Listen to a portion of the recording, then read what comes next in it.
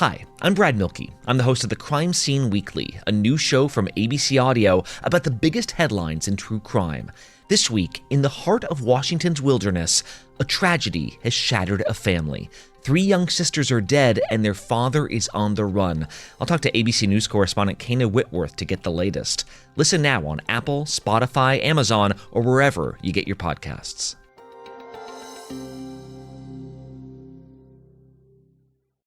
This episode contains graphic descriptions that may not be suitable for all listeners.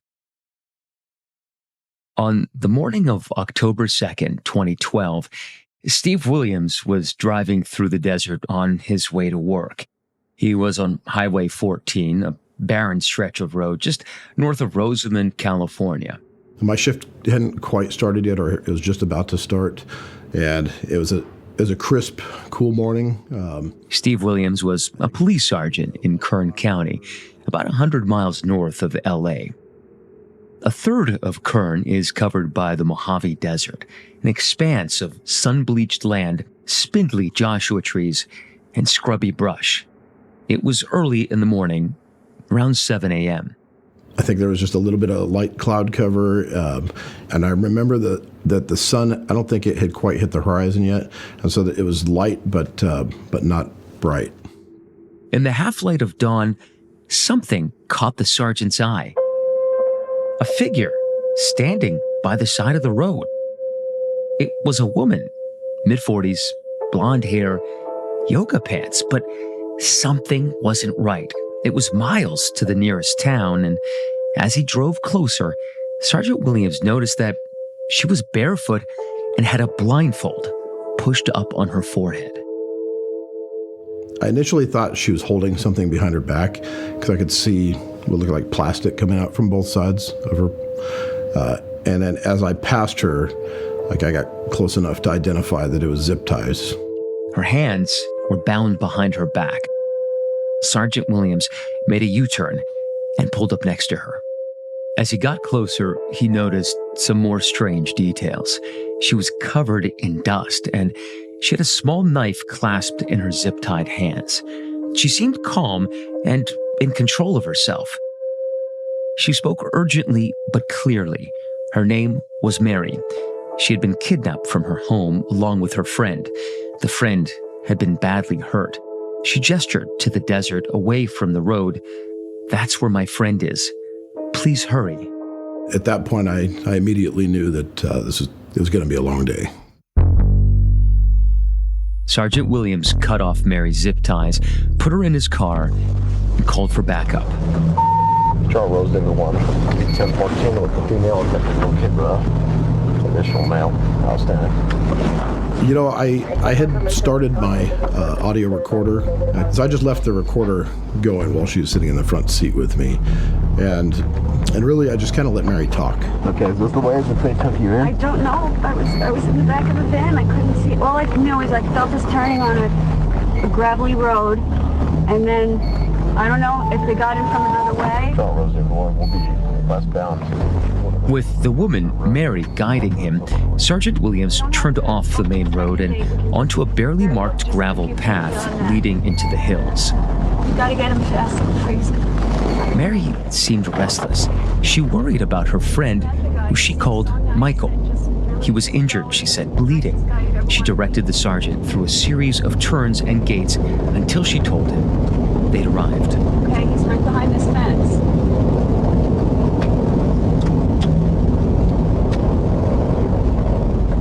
Get out, officer. Okay, hang on. How far down is he? Mary wanted to get out, but Sergeant Williams couldn't see anything. Mary said, "It's close, walking distance." It was as though she couldn't wait any longer. She got out of the car and shouted to her friend. The sergeant could hear a man moaning in response. It's okay. Hey, hang on. Wait right there. The sergeant asked Mary to stay near the car. Hey, guys. He didn't know exactly what Mary had brought him to or what he might see. He followed the moaning over a small hill. Beyond it was a gully where the land dipped down. And in the gully was Michael. I mean, it was a scene like you would see out of a movie. It was still barely light outside, but he could see a man lying on his side with his hands bound. The man, Michael, was wearing a t-shirt, and his pants were pulled down around his knees. He'd been beaten badly, with marks all over his body and a bloom of blood on the front of his underwear. Sergeant Williams' professional instincts kicked in. He didn't want to disturb any evidence until he documented what he saw. He had a camera and began capturing the details, the injuries, the zip ties, the tracks in the dirt. Soon, a California Highway Patrol officer who had heard Sergeant Williams' call for backup carefully approached Michael. He crouched down, gave him some water, and talked to him softly. The CHP officer told me, he said, "Steve, you need to come here and take a look at this." And, I walked over, and Michael was sitting up. His legs were straight out in front of him, and he's just kind of hunched over. And in between Michael's legs, I could see a black piece of plastic like sticking up. And I looked a little bit closer, and I realized it was the end of a zip tie. The CHP officer leaned over to Sergeant Williams. They zip tied and cut his penis off. Cut his penis off? Yeah. Okay. I'm leaving the zip tie on because it might be keeping him from bleeding out. Okay. What had taken place is the suspects had taken a zip tie and wrapped it around the base of the penis as far down as they could get. And just above the zip tie, they'd cut his penis off. Reality hit Sergeant Williams. This was the aftermath of a crime so brutal that he had never seen anything like it before. You just take a deep breath. To this day, I still can't quite wrap my head around it. This case horrified investigators. It was so cruel, so shocking, and it drew them into a nearly decade-long game of cat and mouse with their suspect. A game that started at dawn in the desert and took investigators around the world to catch their man. I'm Matt Gutman, ABC News Chief National Correspondent, and I've been following this story for years. And for a long time, all I knew about the person at the epicenter of this case, the so-called mastermind of it all, was the trail of destruction he left in his wake. That is, until I tracked him down and spoke to him myself. From ABC News, this is Devil in the Desert. And in this episode, we're going to go back to the very beginning, the night of the crime. We'll return to the hours before Sergeant Williams found Mary by the roadside and replay them to try to understand the big questions of the case as they first appeared to investigators. This is Episode 1, Cat and Mouse.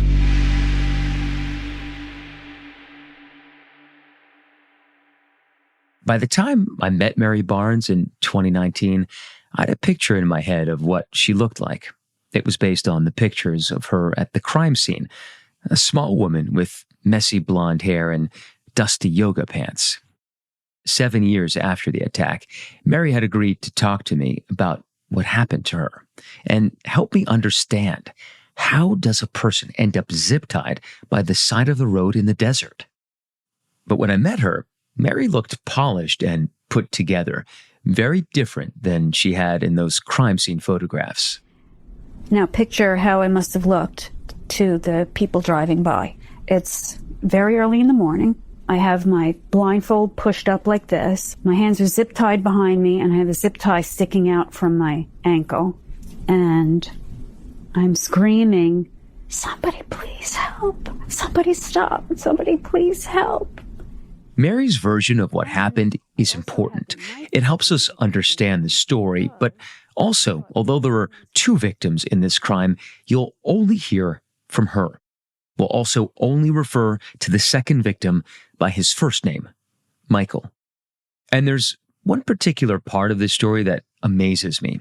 In the audio recorded that morning, you can hear the urgency in Mary's voice, her desperation to get help for Michael. But at the time, she barely knew him.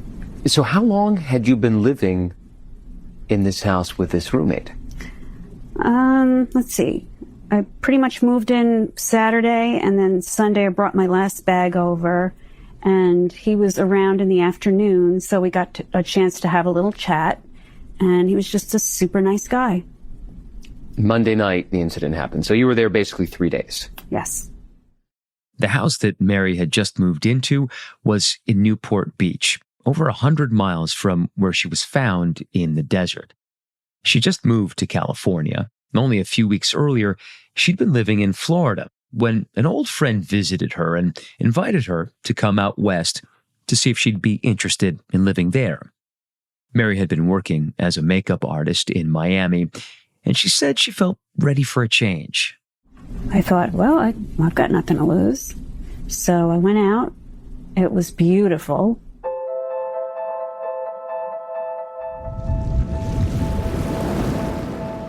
The Newport Beach area is just gorgeous.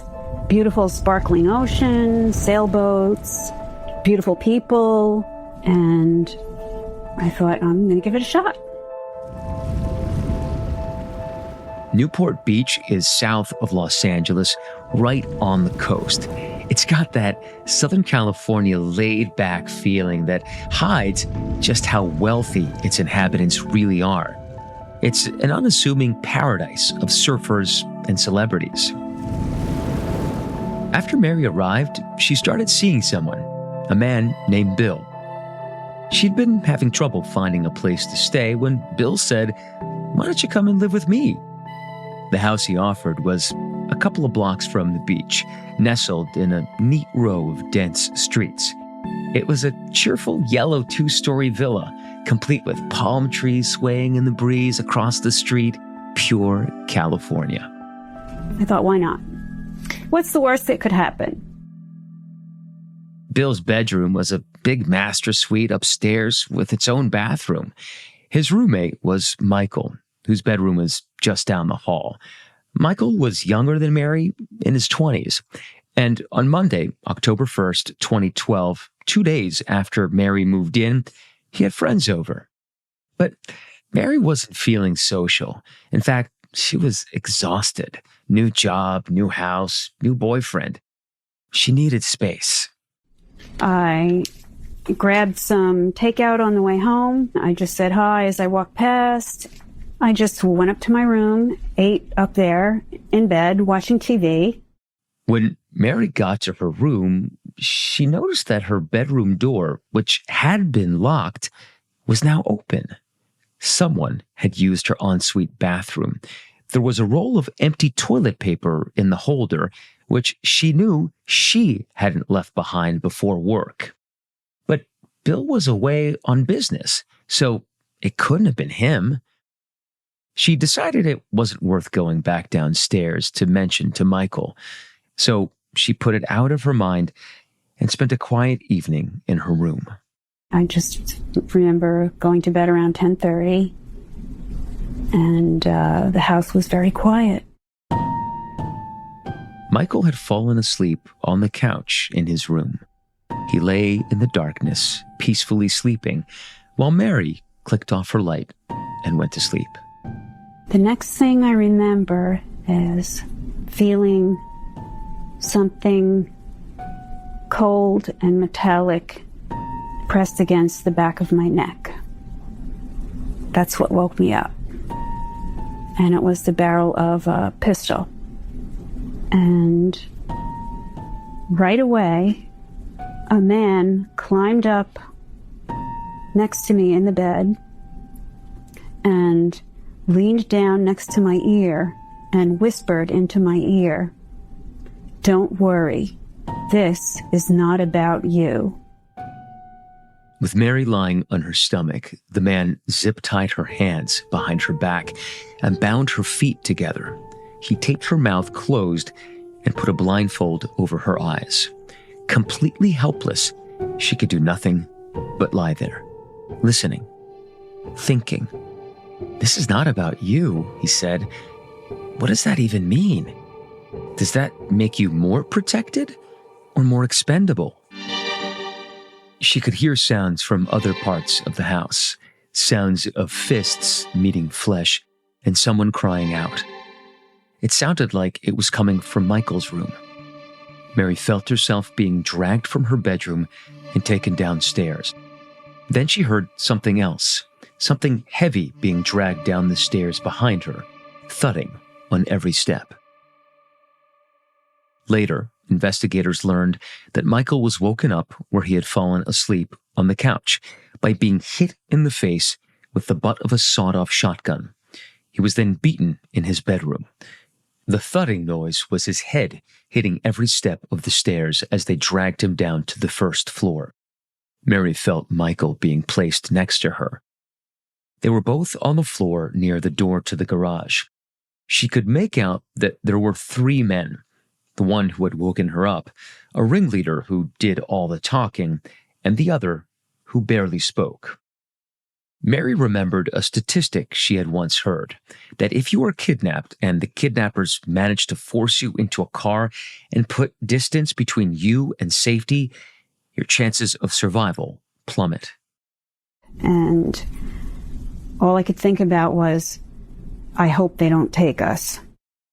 But then Mary heard an engine and car doors opening. Mary and Michael were lifted into the back of a van. 2 of the men, including the one in charge, stayed in the back while the 3rd man drove. The doors closed and the van left the garage. After a few turns, Mary could feel the smooth rhythm of the highway beneath them. Almost as soon as they left, the beatings started. They punched Michael and hit him with a rubber hose. Mary could hear every painful thump and Michael's moaning in response. I was listening very hard because that was all I had, and thinking, if I survive this, I want to be able to tell detectives something that can help them. As she listened, she noticed that the ringleader, the one that talked the most, seemed to be putting on an accent. She said it sounded like he was pretending to be a Mexican gang member. Which would have been ludicrous if we weren't in the situation we were in. Like comedically bad. Comedically bad. Like he clearly knew no Spanish, or maybe 3 words. The man told Michael that he knew he had money buried in the desert.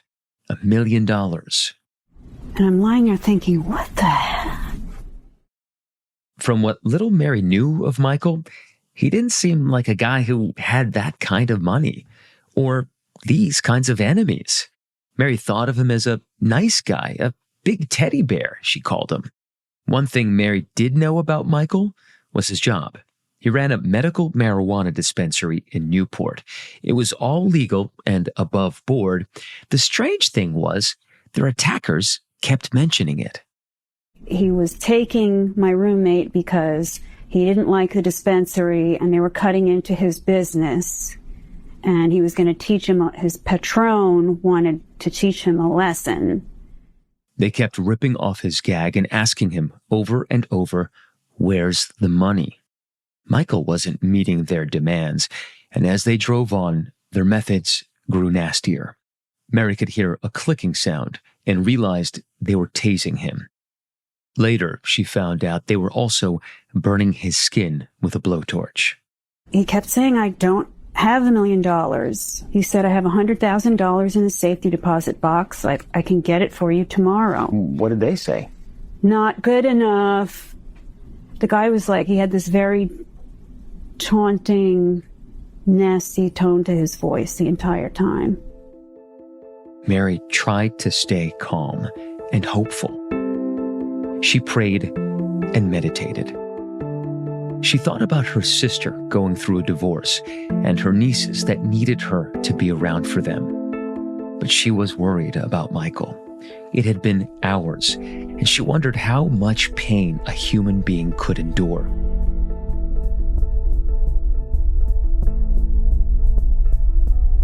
Finally, she felt the van turn off the highway, bump along a gravel road, and then stop. And I was just filled with terror. All I can describe it as is a gut feeling of these could be my last moments on Earth. But I had no idea what was about to happen was even more horrible than anything I could have imagined. The doors to the van opened. With her blindfold still over her eyes, she had no idea if it was still nighttime or morning. All she could tell was that they were somewhere outside, where everything was very still and very cold. They pulled us out and they laid us down about 2 feet apart, side by side. And I thought, well, this is where they're going to shoot us. The ringleader of the 3 men said, "Shoot them in the head." And then, nothing. It was as though they were playing a game of chicken, pushing Michael as far as he could possibly go. But Michael had nothing left to offer them. One of the men knelt down next to him. And then he was kind of singing in this little sing-song voice, like, and back and forth, and back and forth. The guy was a total sadist. He's a psychopath. He was cutting off my roommate's penis. And I was sitting, lying right there next to him, and I could do nothing about it. Mary couldn't know if, after they finished with Michael, they would turn on her.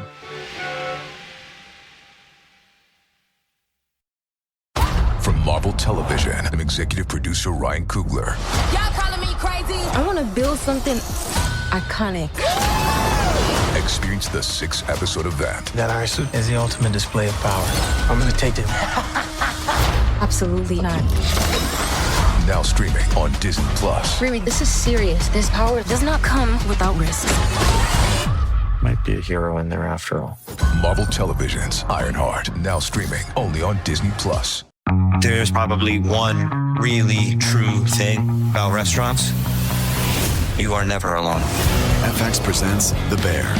How do we keep this place open? We're gonna figure it out. I'm fired up, ready to go. Showtime! The acclaimed series returns. Our flower budget is crazy. I blame my elegance. Sometimes your work family is part of your family, if you're lucky. FX's The Bear. All episodes streaming June 25th on Hulu. Sitting down with Barbara Walters. I know you don't want to talk about guys, and I won't push it, but how are you going to find anybody? No one ever got out totally unscathed. You don't really act. You don't sing. You don't have any, forgive me, any talent. She was fearless, and sometimes she got under people's skin. Oh my God. She asked the question nobody else had asked. She could talk to anyone about anything. Right now, ladies and gentlemen, Barbara Walters. Barbara Walters, Tell Me Everything, only on Hulu. Paradise is back. It's finally here. In a new location, Costa Rica. There will be adventure, drama, and romance. All gas, no brakes. That's my vibe. Ready to find some love. But it wouldn't be paradise without surprises along the way. These kids need to learn. That's right. Your favorite Golden alums are crashing the beach. We bring in a party, baby. Bachelor in Paradise premieres Monday, July 7th at 8/7 Central on ABC and stream on Hulu.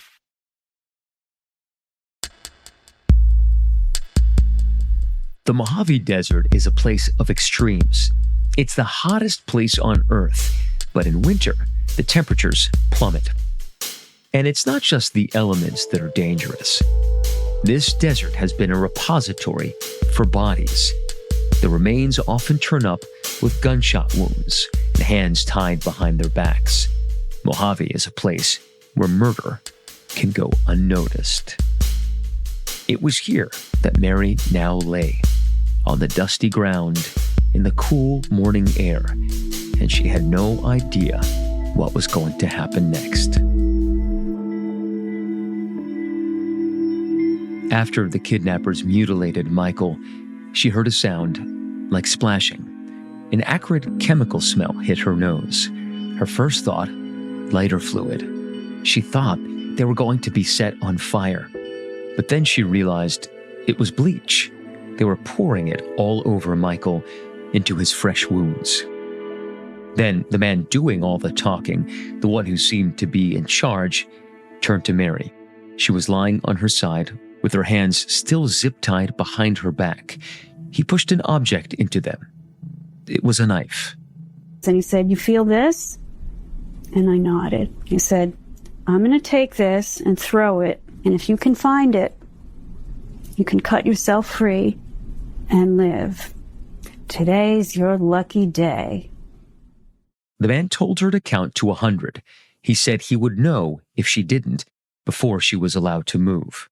Then they left. Mary didn't count to 100. She waited until she could barely hear the van's wheels crunching on the gravel, and then she wriggled around. If she couldn't find the knife and free herself, there was a real risk that neither she nor Michael would survive. I sat up. I pushed my blindfold up with my knees so I could see. The sun was just before sunrise, so there was just enough light that I could see it glinting on the knife. Mary dragged herself to where the attackers had thrown the knife. She found it and used it to cut her feet free. Now able to walk, Mary rushed to Michael's side. He had cuts all over his body, and his limbs were swollen and bloody. Even though her hands were still tied behind her back, she was able to cut off the tape over his face. He just took a deep breath and he said, "Oh, that feels so much better." And I thought, "Oh, thank God he's alive." Mary now saw small beams of light moving back and forth. Headlights, which meant they were near a road. I knew that his life depended on my getting to that highway and getting us some help. She set off down the gravel track, barefoot. As I was walking toward the highway, the sun came up. And all of a sudden, this might sound strange, but it was so beautiful. It's the most beautiful sunrise I had ever seen, because I was alive to see it. When Mary got to the road, Sergeant Williams wasn't the first car she saw. It wasn't even the second. Mary saw dozens of cars pass her, a barefoot woman, zip-tied, still clinging to the knife, before Sergeant Williams finally made his U-turn. He opened the door and got out, and I said, "Officer, my friend and I were kidnapped in Newport Beach, and they drove us up here in a van and tortured my friend. Please call an ambulance now." Mary and Michael were taken to a local hospital where Michael was treated for his many injuries. They were about to take him in for surgery, but Mary asked to see him just for a minute. He was tucked into a clean white sheet.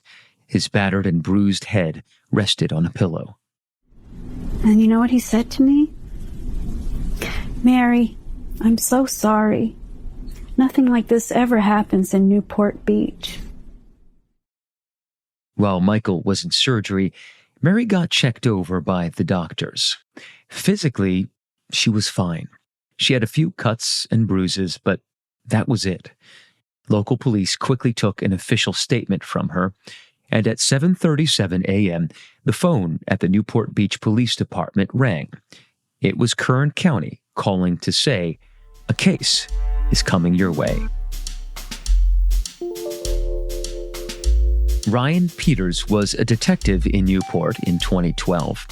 He knows that despite what Michael told Mary, there's plenty of crime in Newport Beach. Still, this was especially brutal. We get the homicides, we get the murders, we get the fatal car accidents, but an actual kidnapping, torture case left for dead in the desert, no, that's a once-in-a-lifetime case. Mary had given a statement to the Kern County Police, and now Detective Peters was told the basic details and the address of the victims in Newport. Peters was sent to the Yellow House to start the investigation. At the time, he assumed that it was a robbery gone wrong, that the perpetrators had broken in looking for money or jewelry.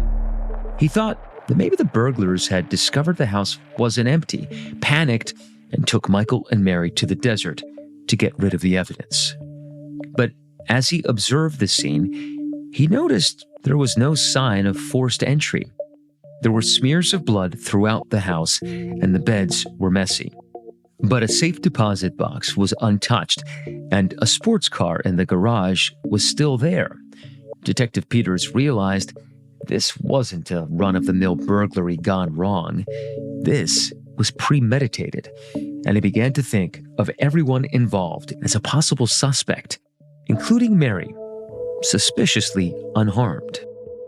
Mary Barnes had just moved into the house. Like, she still had her suitcases out with her clothes in it. So if you're so new to the house, are you part of this? Are you a potential suspect? Or are you playing a great victim right now?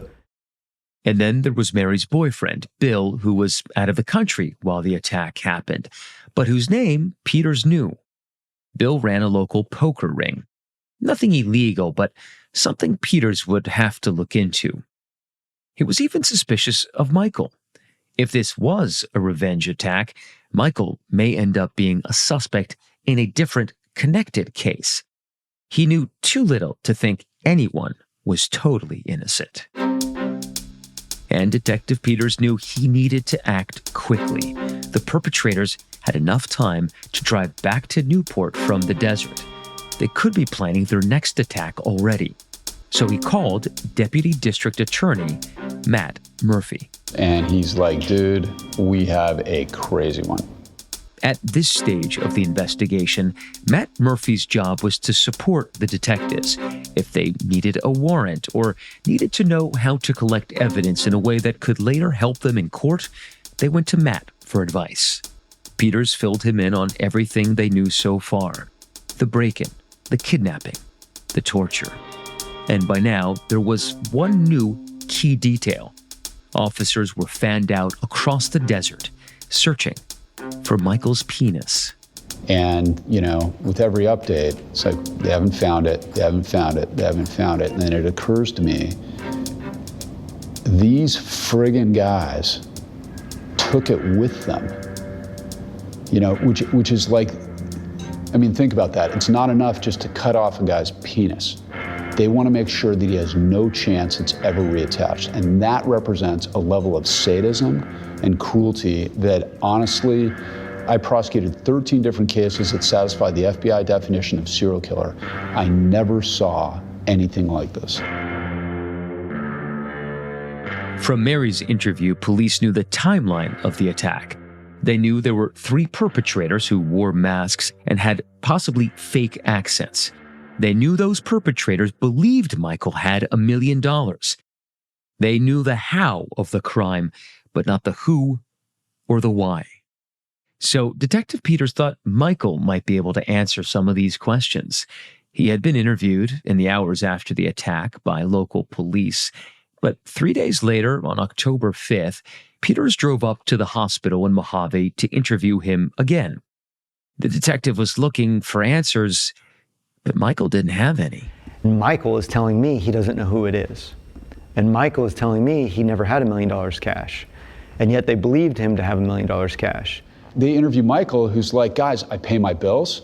I have no enemies. I'm nice to people. I've never slept with anybody's wife. Like, and my detectives are looking for any possible angle, like, who did this? And Michael can't provide anything. Michael was left with chemical burns from the bleach that was poured all over his body.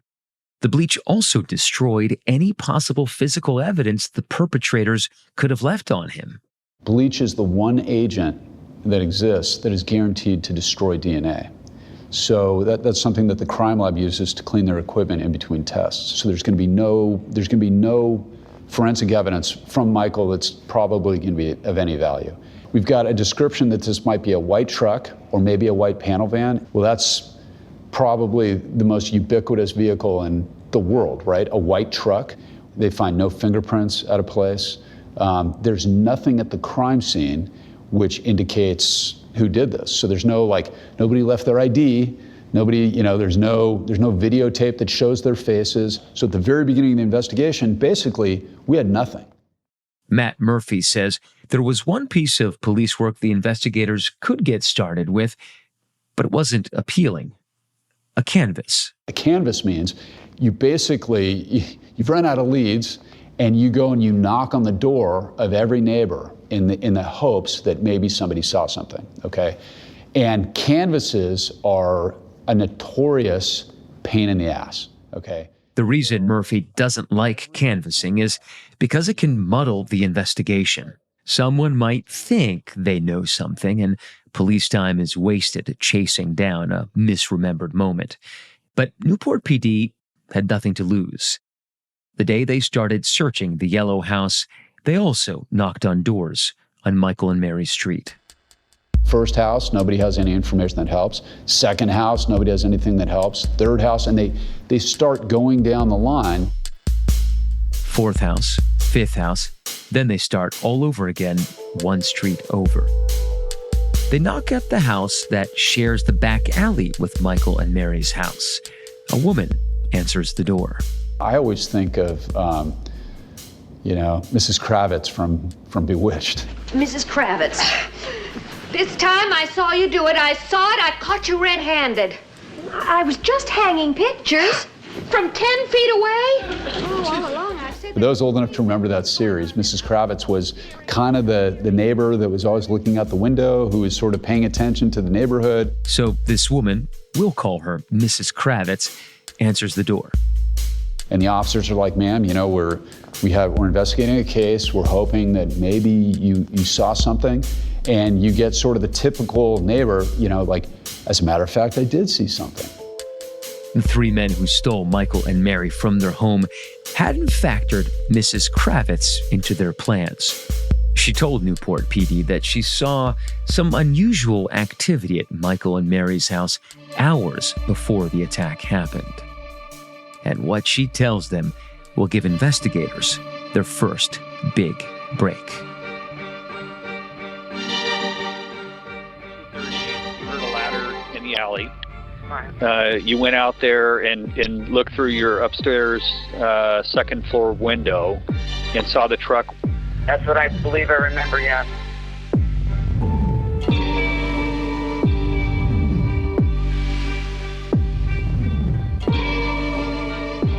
Devil in the Desert is a production of ABC Audio, ABC News Studios, in 2020.